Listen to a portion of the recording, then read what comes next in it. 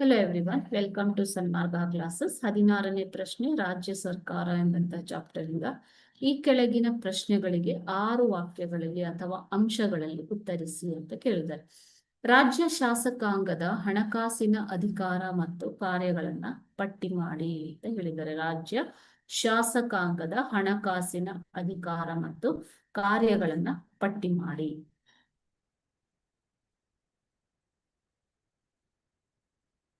ರಾಜ್ಯ ಶಾಸಕಾಂಗದ ಹಣಕಾಸಿನ ಅಧಿಕಾರ ಮತ್ತು ಕಾರ್ಯಗಳು.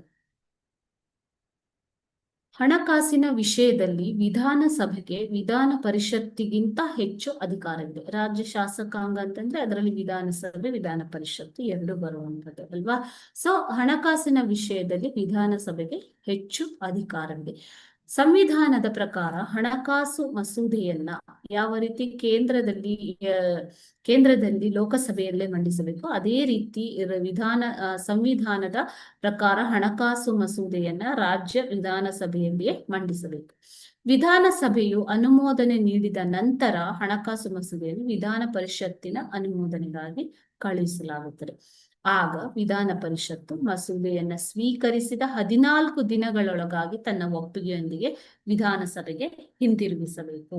ಓಕೆ, ಸೊ ಇಲ್ಲವಾದಲ್ಲಿ ಈ ಮಸೂದೆಯನ್ನ ಉಭಯ ಸದನಗಳು ಅನುಮೋದಿಸಿದವು ಎಂದು ಘೋಷಿಸಿ ರಾಜ್ಯಪಾಲರ ಸಹಿಗಾಗಿ ಕಳುಹಿಸಲಾಗುತ್ತದೆ.